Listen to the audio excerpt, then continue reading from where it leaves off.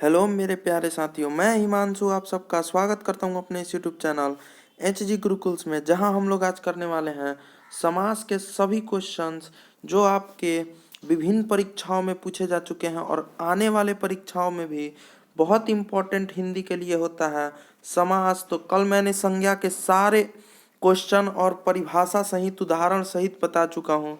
अगर आपने नहीं देखा तो लिंक डिस्क्रिप्शन में है, आप सब जाकर देख लीजिएगा। चलिए आज के इस सेशन को आगाज करते हैं। समास, समास किसे कहते हैं? तो आप सब जानते होंगे कि जब दो या दो से अधिक पद अपने विभक्ति चिन्ह को छोड़कर दूसरे एक पद बन जाता है उसे समास कहलाता, वही समास कहलाता है। जैसे मान लीजिए कि राजकन्या से मैंने उदाहरण दिया है, राजा की कन्या। क्या है? राजा की कन्या।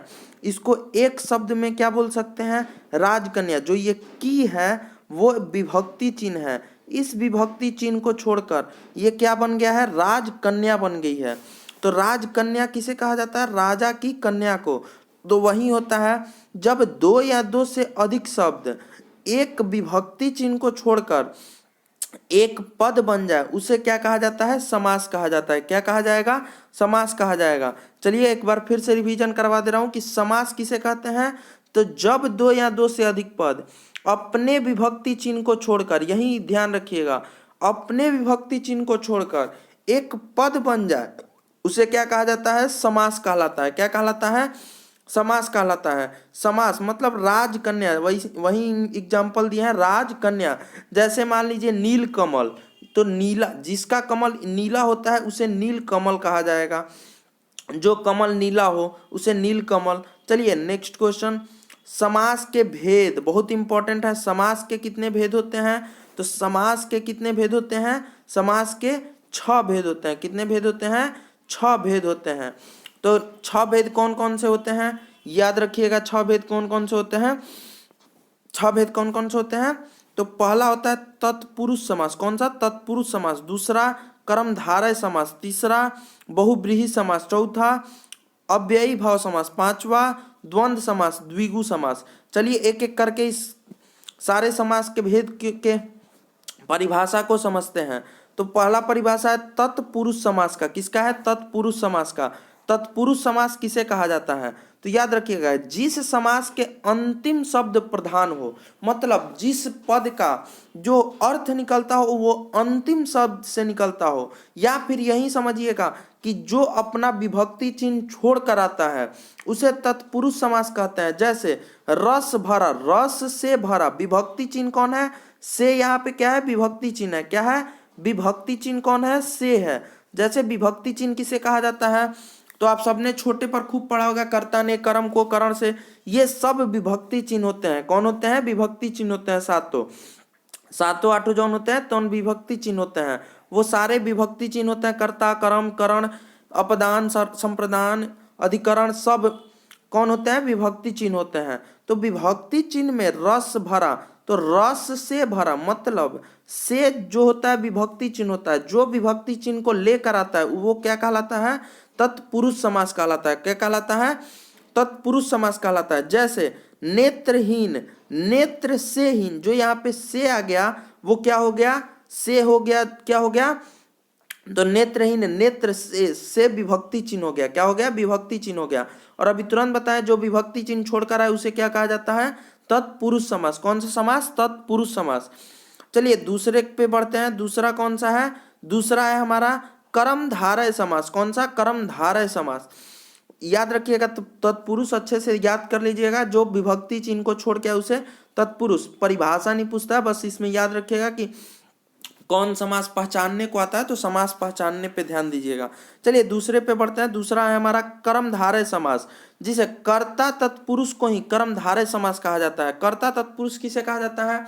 जो मतलब जिसका पहला पद प्रधान हो, मतलब जो प्रथम पद हो वो प्रधान हो। जैसे यहाँ पे देखिए भरा से आ रहा था, कौन भरा है? तो रस भरा है। कौन भरा है? रस से भरा है। तो यहीं पे मान लीजिए ये दूसरा पे आ जाएगा। जैसे नील कमल, कौन सा है? नील कमल। यहाँ पे थोड़ा सा कर लीजिएगा, नील कमल है। तो नील कमल, नील कमल मतलब नीला है जो कमल। कमल कैसा है? नीला। तो नीला कमल को क्या कहा जाएगा? नील कमल कहा जाएगा। क्या कहा जाएगा?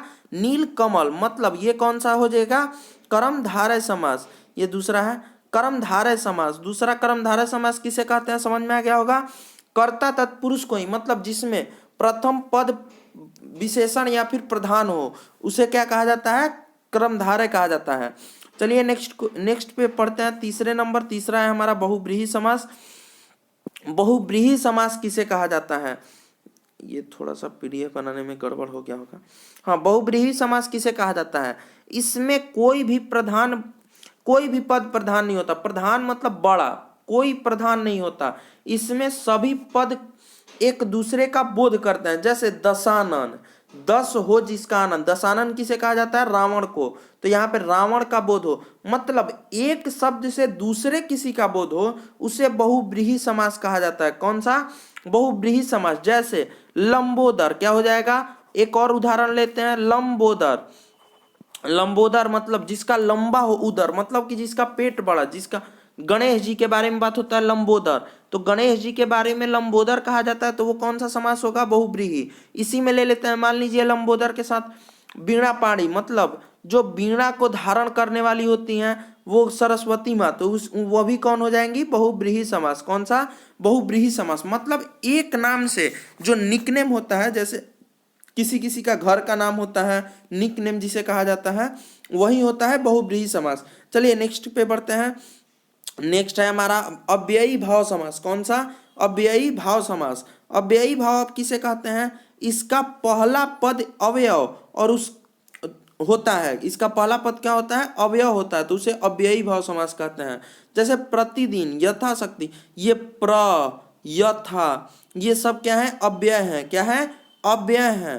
तो अव्यय है तो क्या हो गया, ये सब अव्ययी भाव हो जाएंगे। कौन हो जाएंगे, अव्ययी भाव हो जाएंगे। जैसे मान लीजिए, आप ही लोग समझिए कि अव्ययी भाव, एक बात याद रखिएगा, जैसे मान लीजिए अकारण, कोई कारण नहीं, मतलब अकारण मतलब कोई कारण नहीं, तो अ जो होता है वो क्या होता है, अव्यय होता है, तो वो क्या हो गया, अव्ययी भाव हो गया। ये कौन सा, चौथा है, ये चौथा है, अव्ययी भाव हो गया।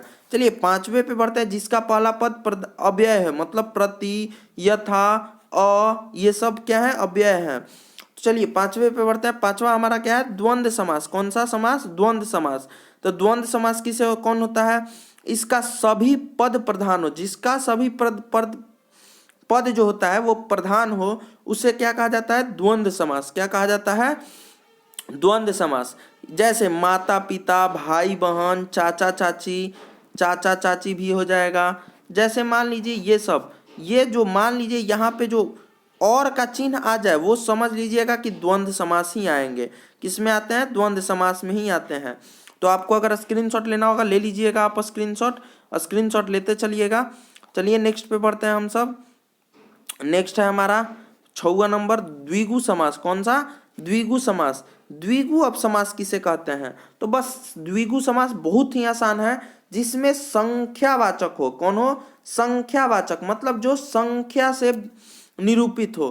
किससे निरूपित हो, संख्या से। तो जो संख्या से निरूपित होता है, संख्यावाचक विशेषण होता है, वो कौन सा होता है, द्विगु समास होता है। कौन सा, द्विगु। जैसे त्रिफला मतलब 3 फलों का समाहार, जो 3 फलों का समाहार होता है वो त्रिफला कहलाता है। चौराहा, 4 राहों का समाहार, 4 राह जिसमें मिलते हैं उसे हम लोग बोलते हैं ना चौराहा, उसी को बोला जाता है चौराहा।